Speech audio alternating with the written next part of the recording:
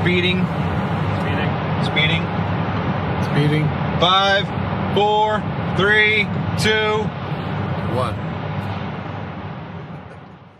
The world is changing faster than ever. What used to take decades is now taking years or even months. What you see right now is the illusion that people have had for many decades about the workplace being this secure place to work the rest of your life. For the first time in the history of our nation, our children will not do as well as us. We've seen our friends get laid off. We've been laid off. We've had our pay cut. People are overworked and underpaid. They seem to have less time and less freedom.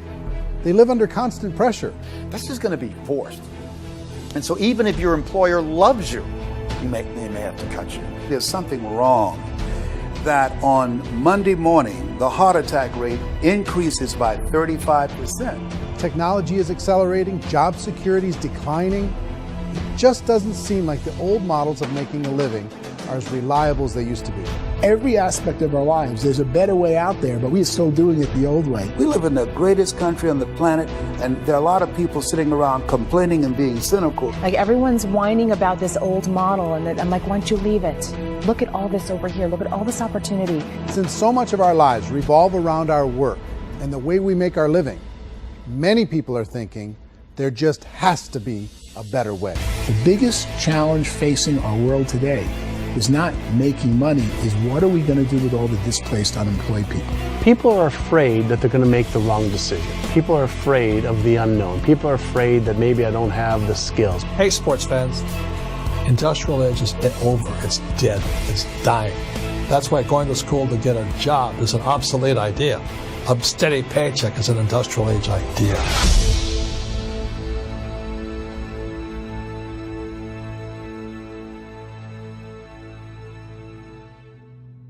It's the search for answers that has brought us here together today. My name is Eric Worre, and for almost 30 years I've been an entrepreneur, struggling at times, but ultimately succeeding. As a best-selling author, speaker, and business owner, I've spent my entire career helping millions of people around the world to become entrepreneurs. And I believe strongly that there is, in fact, a better way when it comes to how we make a living. The career landscape has changed dramatically, and many are still working in a model that is completely out of date. What worked for previous generations isn't working as well for people today. In this film, we're going to explore 3 important questions. First, what's really going on in our working world today? Second, in this new economy, is it better to become an entrepreneur, or is it safer to work for someone else?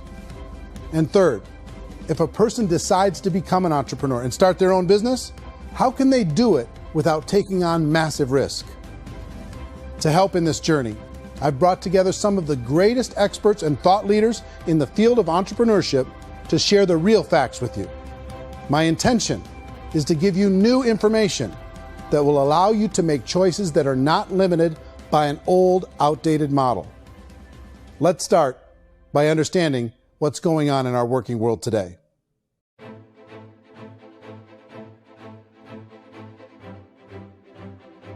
Let's look at unemployment. 30–40% of the people are honestly not working, but would be working. What our government does is if you haven't found a job in 6 months, we don't call you unemployed. We pretend you dropped out of the labor force. I've often said that unemployment, particularly structural unemployment, that's unemployment due to technological changes, is the first sign of economic growth. Think of it, 10 people live on an island. They go out every day and fish. One day, new technology shows up. A missionary brings them a net. Now, using the net, one pilots the boat, one throws the net. 2 fishermen can do all the work 10 used to.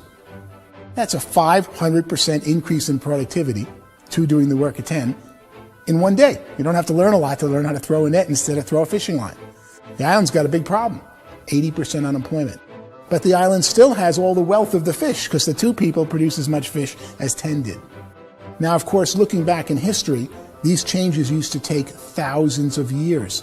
And during that time, we went into farming and transportation. Some of us became doctors and some teachers and lawyers, and we developed all these new professions and new manufacturing jobs. Today, these changes are occurring literally in one day when a new technological advance occurs, and we don't have the social structures to deal with it or to retrain the unemployed people. So one of the things that I think is interesting as I travel across the country and really travel around the world is the way that we work and the way we get paid for work is changing pretty dramatically. On a global basis, everything is being turned upside down because of the rapidly advancing technologies.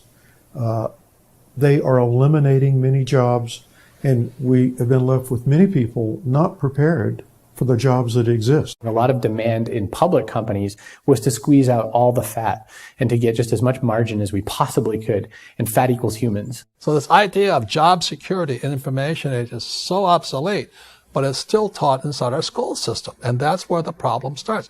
There's no financial education in the school system, and people are still trained to be employees to work for that paycheck. This is a chart on the middle class.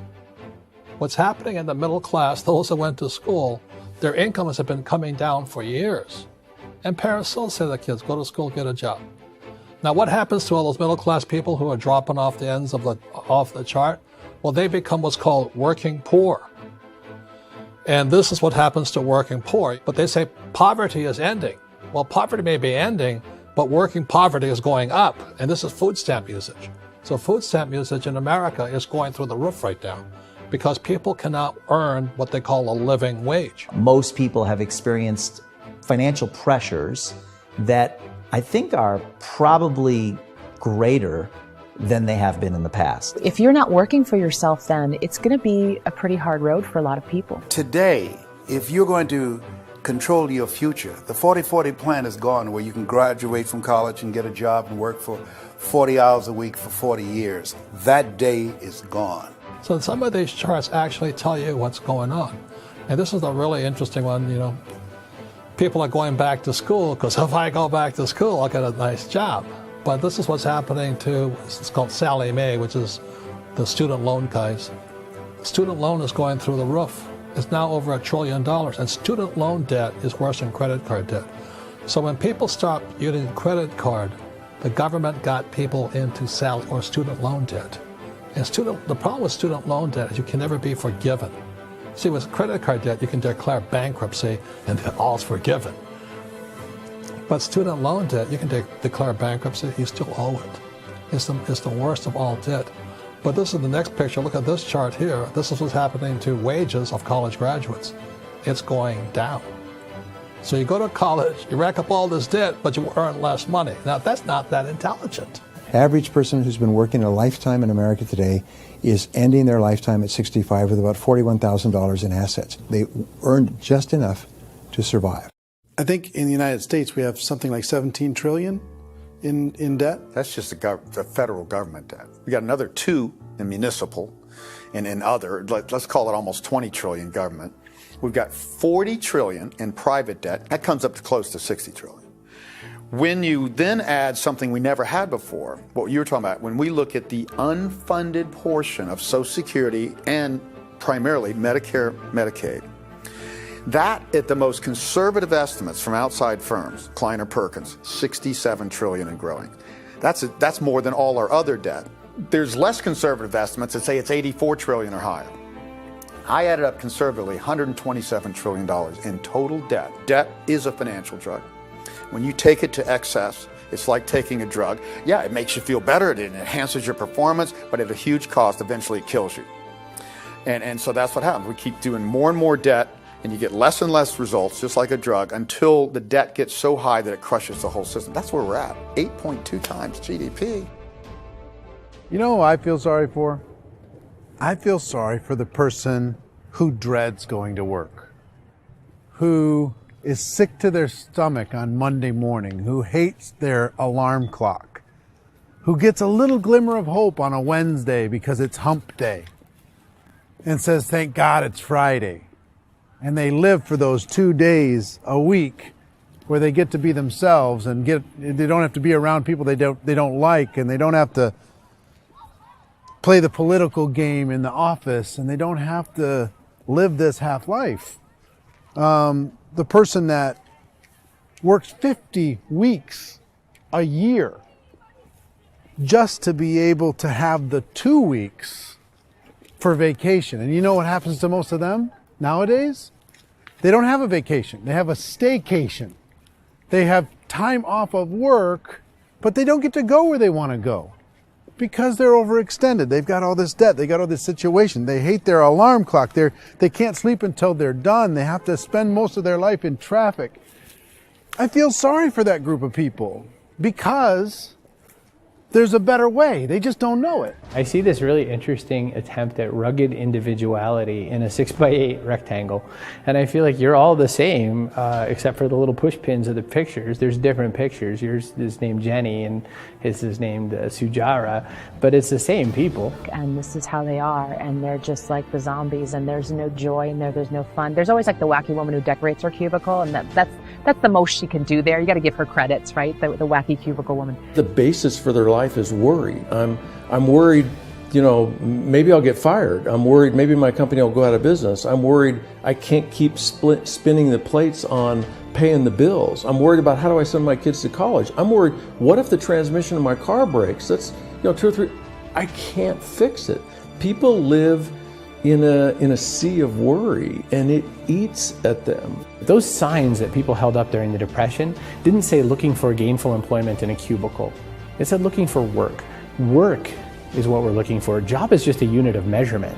Work is what we're going after. It's time to look in the mirror and say, it's not the economy, it's my economy. It's my little world of where I am. I need to improve. I'm not going to wait for the economy to come back because, frankly, the economy is doing great in this country. So I'm here on Wall Street, the financial center of the universe, the financial capital of the world. This is where most people's money goes to at least be held for a time, right? With interest rates in banks being effectively zero, and many experts are predicting it's going to stay at zero for the next 10, 20, even 30 years, people feel like they don't have any choice but to put their future into equities, to put their future into the hands of other people on this stock market, and hope that the stock market goes up, hope that the stocks that their advisors pick or that they pick goes up. That's one way to go, I guess. It's my personal belief that if you put your future into the hands of yourself, in other words, you have earning power by yourself, I think you're a better investment than these guys. I think you controlling your future is a better option than handing over your retirement to these guys. The average household income in the United States is approximately $50,000 a year, what they call the middle class. To reach the top 25% of income earners, you need to earn at least $90,000 a year. To reach the top 10% would be a household income of $140,000, the top 5%, $190,000, and to be in the top 1%, you'd need a combined household income of at least $380,000 a year. So here's the question. What do you think would give you the best chance to move up and get to the top 10%, the top 5%, the top 1% or beyond? In my opinion, and in the opinion of many, many experts, the answer is to become an entrepreneur, to become your own boss.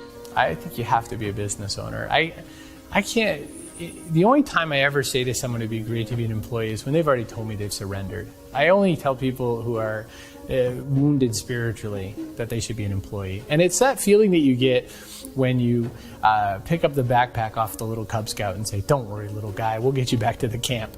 You know, it is in no way a kindness when I tell someone they'd be a great employee. The other status symbol really increasingly is lifestyle. And people can own their own business, maybe even work out of their house. That, I tell you, people admire that. Like, gosh, I wish I could do that. The spirit of the entrepreneur is to be a risk taker and to be resourceful and unstoppable and to have a vision of yourself beyond where you are and not willing to settle for life as it is. Think about the great entrepreneurs. They're visionary. They have heart. They're willing to do today what others won't so they can do tomorrow what others can't. Personally, I don't think of the new economy, the old economy. I create my own economy.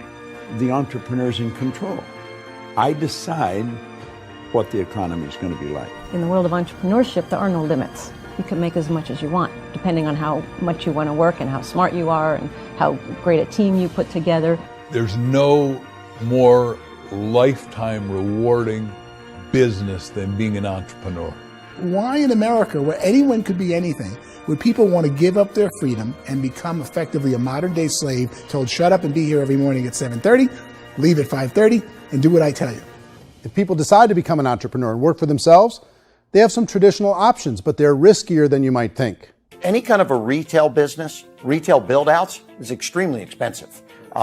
Even just these small little yogurt stores where they're putting little yogurt machines and you get all the different flavors, you're spending $200,000, $300,000, $400,000 to open a yogurt shop. I would love to buy a Dunkin' Donuts, but it's $500,000 or so to start. I don't quite have that just-in-case money. Risking lose it all, and most guys do 2 or 3 times, and even big guys like Branson, because I'm such a fan of his, half his companies don't work. If you make $1 million, your problems are going to go. If you make $1 billion, your problems are really going to go. Just the opposite. You and I know when you're making $1 million, you get $1 million responsibilities. You make $1 billion, you got 1,000 times $1 million responsibilities. And most people say, I'd love to be my own boss. 70% of Americans would love to be their own boss, according to recent polls. But they don't know how to get there. Because what are you going to do? One, you could buy an existing business. If somebody's selling an existing business, you have to ask why. Usually because it's probably hard. It's probably not making as much money as they hope. 2, they could buy a franchise. A little less risk, proven system, but it's expensive to be able to do that. 3, they could start something from scratch. And that's where a lot of people feel like, I don't have the chops to do it. I don't have the money. I don't have the product idea. I don't have the expertise. I don't have whatever it's going to take to be able to get there, and I can't risk my family to do it.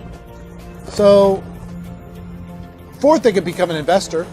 A lot of people in this town invest to try and figure out a way, but you got to be pretty smart with that game too, right? Venture capitalists, who are the very best and most sophisticated in investing in new breakthrough businesses, make it on 1 out of 11.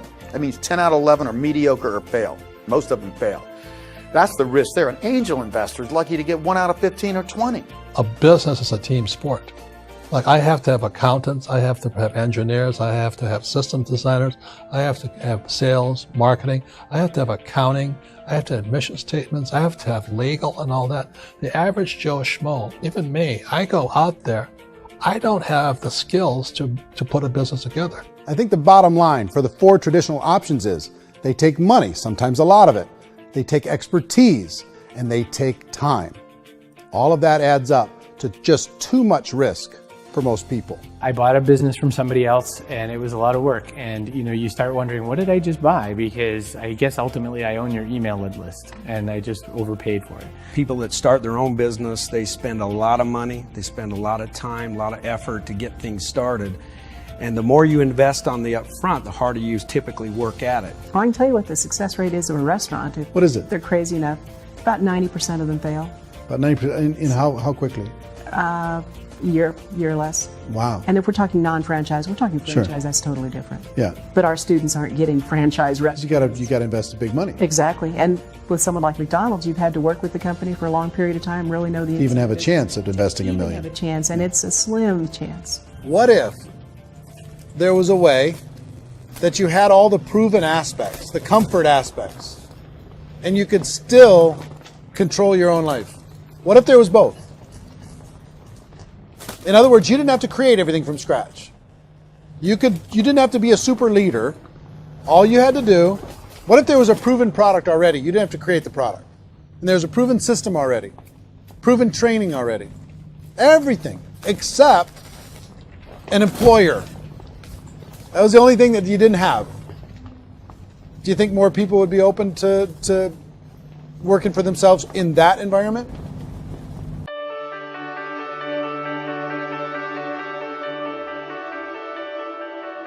In our search for a better way to make a living, we've come to the conclusion that becoming an entrepreneur is actually safer than being an employee. And through our look at the entrepreneurial options, one particular path kept coming up from expert after expert. And I think most people will find it surprising because it's certainly a non-traditional business model. That model is for people to start their own business and become an entrepreneur through the creation of a network marketing business. Some people call it direct selling because the product is being sold directly from the manufacturer to the end consumer, cutting out the middlemen. Other people call it multi-level marketing, or MLM, because there are multiple levels of commissions paid. The most common term today is network marketing, because network marketing best describes using a large group of independent distributors, independent entrepreneurs, to move a product or service more efficiently. So my friend here, Donald Trump, and I, we always write about the network marketing industry. And the reason we support the network marketing industry is because it really is a business school for entrepreneurs. Because most people come out of school looking for a paycheck. Oh, that's terrible. I went to network marketing like that. I think if it didn't exist, we should invent it. It is that good. I think direct selling is a great way to do business today. It's very easy to get into that industry, and you can be self-employed, be, in effect, an entrepreneur. When we see multi-billionaires adding network marketing companies to their portfolio of companies, that would be a clue. When we see people who are very famous authors and very famous business people endorsing the industry, that would be a clue. These network marketing companies aren't $50 million companies. They're billions and billions of dollars. They lead the stock market. They're major companies. When we're going to get it? You know, and you're going to school to work for a paycheck. But if you want to be rich, be an entrepreneur. And network marketing gives you the spirit to be an entrepreneur. A traditional company will spend up to 50% of their total revenue on marketing. Network marketing companies use a different approach. Instead of having all that extensive marketing expense, they utilize a network of independent distributors to do the marketing for them. Now, why do they do this? First, because word-of-mouth advertising is so much more effective today than traditional media advertising. Second, some products need to be explained or demonstrated, and an independent salesperson can do that more effectively than an ad campaign. Third, it's completely efficient. The company only pays for the marketing of their product if a sale happens and not before. Imagine if Amazon allowed you to become an independent distributor and paid out 40% of its revenue to that distributor group. All you had to do as a distributor was recommend a product, and if a person bought it on Amazon, Amazon would take care of all the logistics, and you'd get paid for bringing the customer. Now imagine you got paid for every purchase that customer made for the rest of their lives. Well, Amazon doesn't offer this option, but network marketing companies do. 85% of all buying decisions in our society are made as a result of word of mouth or reputation. We're recommending things to each other all the time. You know, who's your dentist? Who's your doctor? Who's your lawyer? What detergent, are you using? What legal system are you using? What product are you using? We're talking to each other about the things that we love anyway. When you go into a big box retailer, you're lucky if the clerk looks you in the eye, much less gives you any detailed or accurate information about what you're purchasing. So of course, this personal information, this education coming from a friend, a neighbor, a relative, or even a stranger, but one who has experience with the product is extraordinarily valuable. As a matter of fact, network marketing can educate consumers probably better than any other form of marketing. It certainly can do better than advertising, because advertising usually has a certain hype to it, and you can only get limited information. So, network marketing trumps advertising. If you were a typical sales company and you wanted to sell $1 million a month worth of product, you might go find 100 superstar salespeople. The quota would be $10,000 a month. So network marketing as a distribution system just flips the numbers.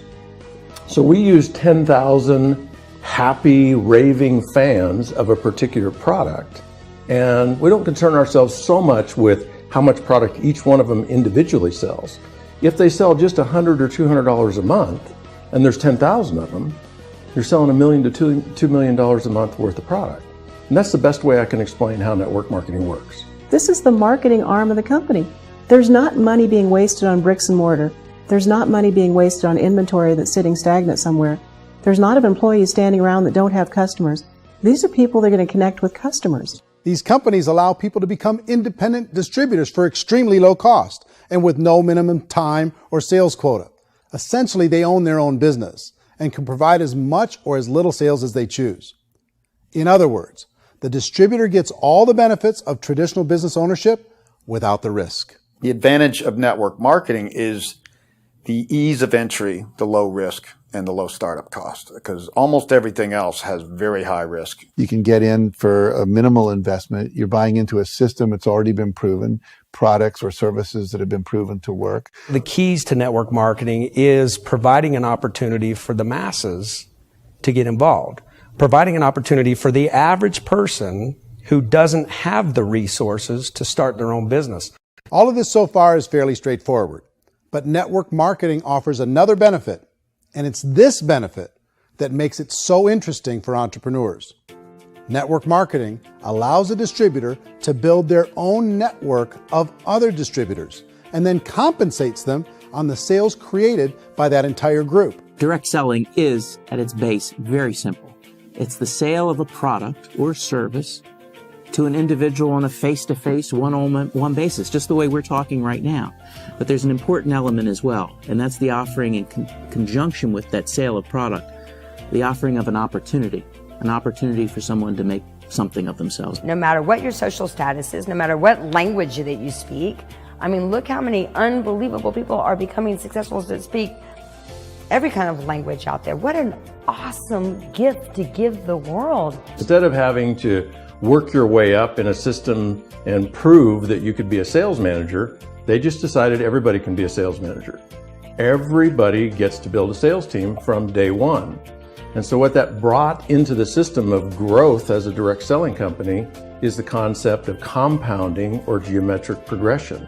Because now you can actually grow a sales force very quickly because everybody is enrolling people in their own sales force. People who are like, oh, this is weird, I'm building a sales team, or what do you think you do at a regular company? How do you think a regular company works? Network marketing is the only industry that doesn't say your past determines your future. It looks at your past and says, okay, now what can we train you to do so you can have a great future? Every other employer out there wants to exploit you for what you already know, not teach you something new. Network marketing has the potential to save the United States and the world because it's going to teach people not to be employees, but to be entrepreneurs.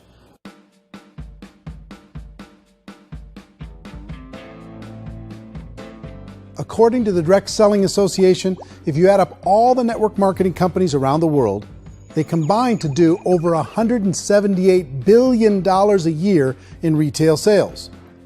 To give you an idea of how big that really is, the NFL, the National Football League, does approximately $9 billion a year. The music industry does a little more than $16 billion a year, and the movie industry does about $80 billion a year. Using a conservative average, network marketing companies pay their distributors about 40% of that $178 billion in the form of commissions, which adds up to more than $71 billion a year. That's almost $6 billion a month. It's almost $200 million in commissions every single day. So it's certainly working, and people are making serious money in network marketing. With the growth of the direct selling industry over the last 10, 15, 20 years, we've seen a broader understanding of the channel. We have seen more and more people getting involved in the business, so our penetration in the marketplace has increased, and thus the understanding in the marketplace of who we are has increased. And we've seen non-direct selling companies look at the direct selling model and say, something's going on there. People are making money. Companies are being profitable, individuals are being motivated, product is being delivered to market. Maybe we should explore this. Some people think only the people at the top make money. Well, let's take a look at that as well. In the network marketing profession, there are roughly 500 people in the world who earn over $1 million a year. If you round that number up to $2 million a year, that adds up to about $1 billion a year. That takes the $71 billion paid out each year down to $70 billion. So where does the rest of the money go? The vast majority goes to part-time people making anywhere from a few $100s a month to many thousands of dollars a month. It goes to people who choose to make it a full-time career move and earning even more than that. Every day, people are using the money they earn through network marketing to pay off debt, have more fun, and improve the quality of their lives. Everyone I know in network marketing has been doing that since the 50s. They go to work when they want to go to work. They stop working when they want to take time with their children to have a leisurely breakfast and discuss issues and drive them to school. They go back to work when they get home, wherever they're working out of. The biggest thing that I've seen is people that have become much happier in their life. MLM has probably made more millionaires of more people in more countries, and I've spoken to them in 67 countries than any other single form of business, starting from nothing. If they have a choice between working a job for the next 10 years or working a network marketing business for the next 10 years, the result of working the network marketing business will be better. A lot of people within the industry go on and make this a career and do extremely well at it. Network marketing has been nothing but good for everyone I know that's been involved with it because they did it seriously and they played full out and they've been very successful. It's been a constant barrage of success stories and people showing off stuff that they got as a result of it. How many people are involved? Approximately 16 million Americans and 96 million people around the world are currently participating in network marketing. And in a recent poll, 82% of those people report a good, very good, or excellent experience with network marketing. So people are happy.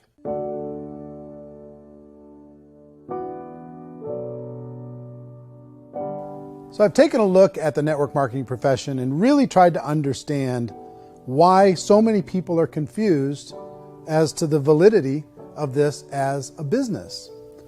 One is this pyramid shape. People get really messed up with this pyramid. Oh, it's one of those pyramid things. So I just think there are a lot of haters out there who really don't understand the industry and say, oh, it's a get-rich-quick scheme. It's a pyramid. Well, corporate America is a pyramid scheme. You know what I mean? It goes like this. You have thousands of MBAs, let's say working for Ford or General Motors or Coca-Cola. If all these MBAs are all trying to get to here, that's a pyramid. Only one guy's going to make it. Every 10 years, one's going to make it. Whereas you look at network marketing, it's like this. So you're here, and your job is to develop other CEOs coming up behind you. So it's an inverse pyramid. In network marketing, it's a very simple concept. If you sell product, you get paid. It is paid based on production. There is no first mover's advantage. There is no investment component where the more somebody spends, the more they're entitled to make. So the two are polar opposites of each other. It doesn't matter what shape the company is or the compensation plan is shaped, whether it's a circle or a pyramid or a triangle or a trapezoid, it doesn't matter. If compensation is coming primarily from recruitment, then you've got a problem.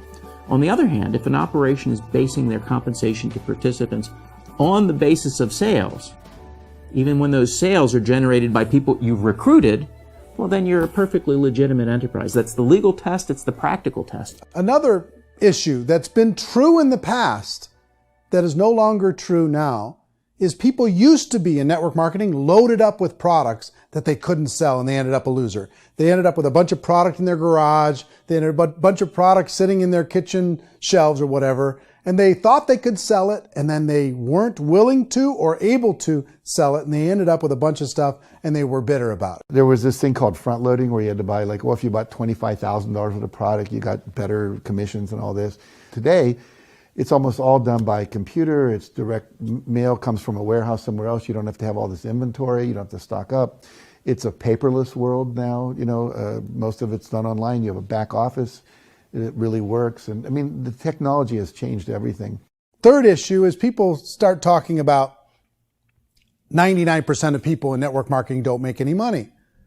Well, we've talked about that over the course of this journey together.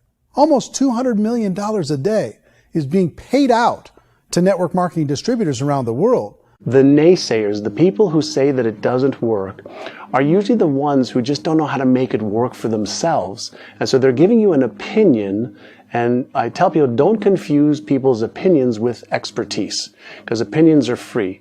And don't confuse sincerity with the truth, because people could be sincerely wrong. But here's the reality inside of network marketing.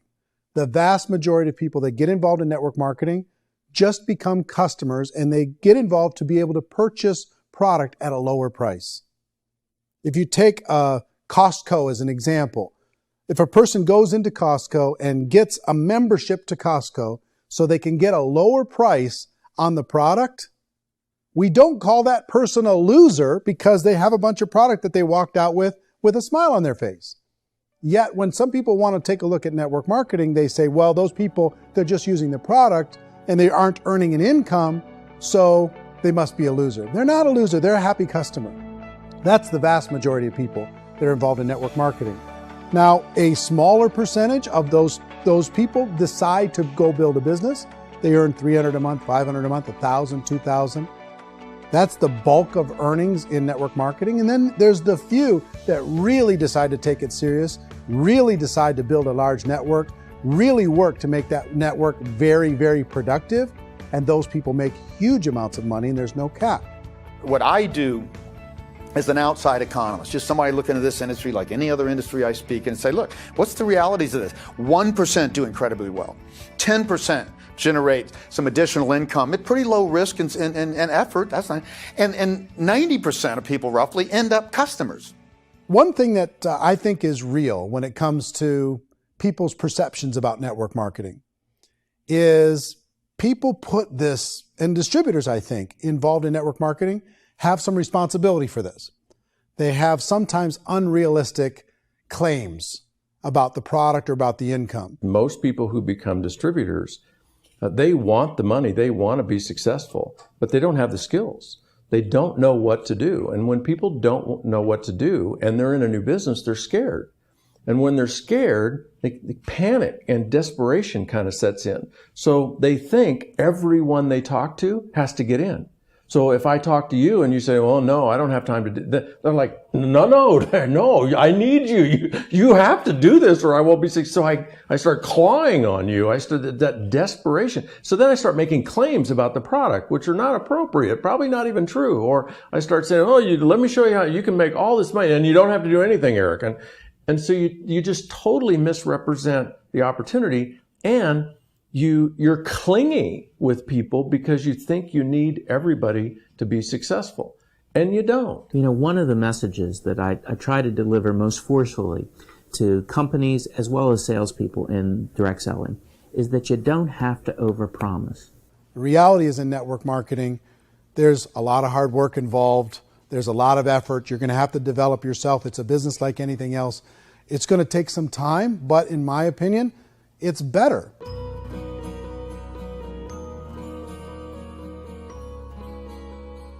It's light years better for people starting today than it was even 5 years ago. I think it's more widely accepted now, and people understand it is a business. It is being an entrepreneur. It is being a business owner. Our belief system is based upon our evaluation of something.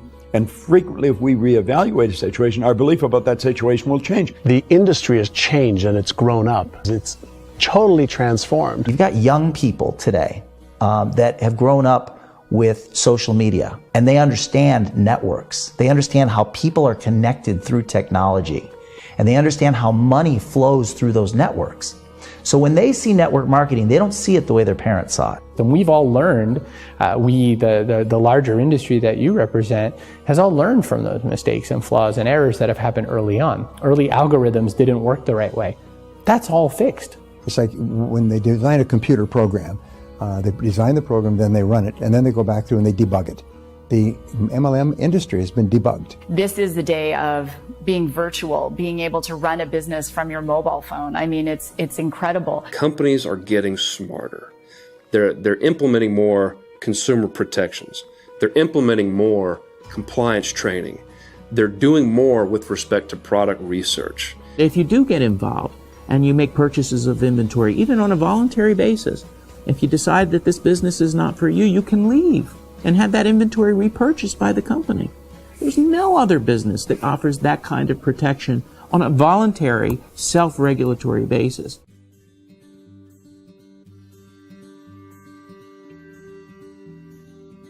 If you decide to look further into a network marketing business in order to generate more cash flow for your family, I would recommend reviewing the following 4 elements. First is the product or service. And on the product or service, I would ask 5 important questions. 1, do you like it? Is it something you would feel comfortable sharing with others? 2, is there a recognized need in the marketplace? It's hard to create a need if one isn't naturally there. 3rd, does the product meet that need? Does it solve a legitimate problem for consumers? And 4th, is it priced to sell? Can it compete in the marketplace? And fifth, is it priced for profit? Is there enough margin for the company and the distributor to be able to generate income for the long term? If you can answer the questions on the product to your satisfaction, the next element to consider is the company itself. Is it well run? Do you believe in the founders or the management team? Do you feel they have what it takes to go all the way? See, it doesn't matter how good the product is if the management can't take care of the company. Good management can change with the times. They can handle adversity. They can make good decisions. Make sure you choose a company that can serve you for a long time. The third element to consider is the compensation plan. And with that, there are 3 important things to look at. First, a brand new person needs to be able to generate some money fairly quickly. It may be an obvious reason, but you can probably imagine the ripple effect of a distributor getting involved and having even a small victory fast. That can only help with the overall success of the organization. Second, a person should be able to develop a moderate part-time income in a reasonable period of time. As they develop their network and as their sales grow, they should be able to enjoy more benefits. And third, for the people who are really serious, for those who decide to really go pro in the network marketing profession, there should be the possibility to make a serious full-time income if they work hard and are committed to developing their skills.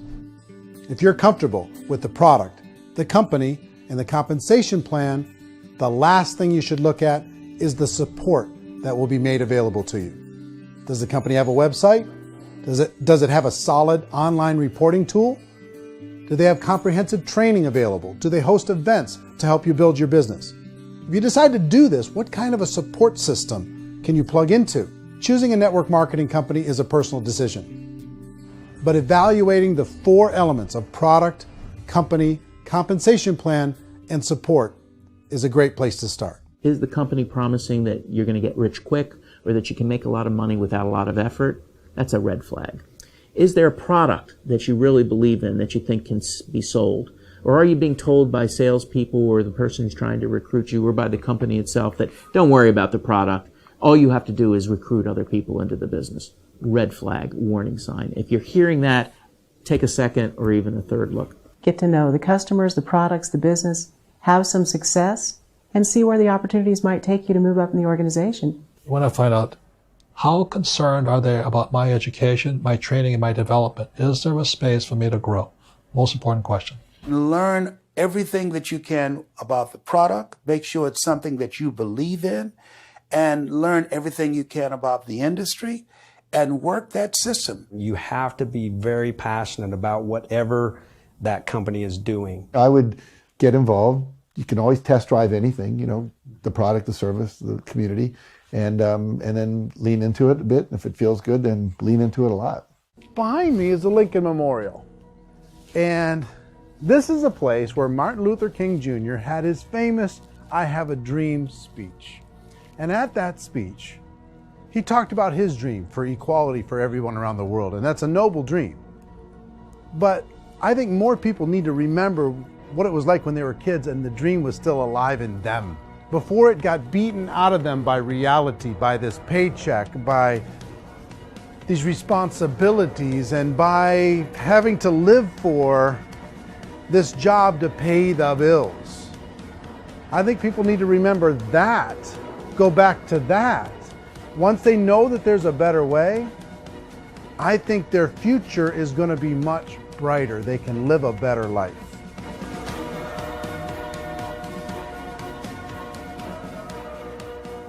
So if you're considering getting involved in a network marketing company, let me offer you just a few pieces of advice.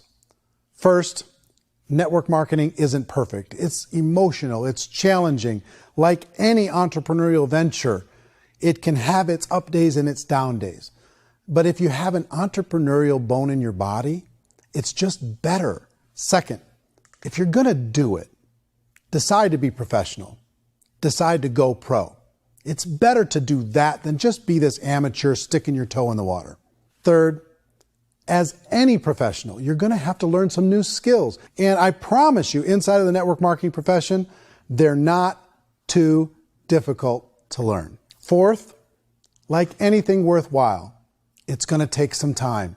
Don't expect that you're going to get to the finish line right out of the gate. And fifth, it's worth it. It's worth it to be able to take charge of your life again. It's worth it to be able to control your own financial situation. It's worth it for the people you're going to be able to spend time with. It's worth it for the things you're going to be able to see and the experiences you're going to be able to experience. It's worth it for the causes you're going to be able to contribute to, the lives you're going to be able to touch, the customers you're going to be able to help, the friendships you're going to be able to develop. I promise you, it's worth it. Remember, most people are searching for answers just like you are. But I do have to tell you the catch to network marketing. If there is a catch, if you want to understand this from an emotional point of view, people say, well, it sounds too good to be true. It's not, it's hard work. But here's the catch. Most people still don't understand it. So you're going to have to endure the loss of social esteem from ignorant people. The uneducated will think less of you. Now, if you can handle that, you're on your way. If that's going to destroy you, you know what? Entrepreneurship in general probably isn't in your future. If you can face that catch, you can become unstoppable. I want everyone to really contemplate this if they're not in network marketing. You're in a job, you probably have a mortgage, you have rent, you have debt, whatever's going on. You're in a prison. You work just hard enough to keep them from firing you, and they pay you just enough to keep you from quitting. Come on! I've been there, done that, and bought that t-shirt. In network marketing, if you run into failure, it's really just a homework lesson for yourself. There's no one to blame. You really have no excuse not to be successful. You just don't. People don't want to hear that, but there's so much available to you. If you want to be a good network marketer, be a student to the people above you, be a fellow traveler to the people on the same level, and be a teacher to those below, and know when it's appropriate to do which. People who are not afraid of asking people to buy things, or not afraid of persuading people with a chance they may say no, these people own the future. Nothing happens until something moves. So you got to go move, you got to go do something, or nothing's going to change in your life. In the beginning, you're going to do a lot of things that you don't get paid for. But as you go down the road, you get paid for a lot of things that you don't do. Now, your job is rehabilitate the spirit, the entrepreneur spirit in all of us. You get it back. Either give it a strong yes or a strong no, but no wishy-washy, dilly-dally stuff in the middle. There's dreams and there are nightmares, but I believe that the biggest nightmare of all is when you don't pursue your dream. You're going to see some monumental growth in this profession. It's an exciting, exciting time to be involved with the network marketing profession. The next 10 years, I see just exponential growth. When that tipping point comes, it's not a matter of asking somebody, have you ever heard about network marketing? You're really asking them, which company are you building your wealth in? We are here to fix the world, to improve relationships with other people, to improve other lives. And the real reward comes as an entrepreneur in any level from teaching somebody something and watching them soar. There is no greater reward.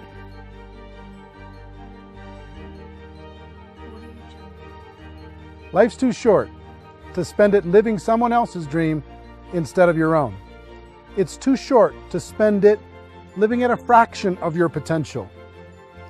Can being an entrepreneur be a challenge at times? Sure. But here's what you get in exchange. It can be yours. Something that you built, something that you created, something that you made happen. This balloon represents your dream. It represents entrepreneurship. My wish for all of you is that you would reach out and grab it. The choice is up to you.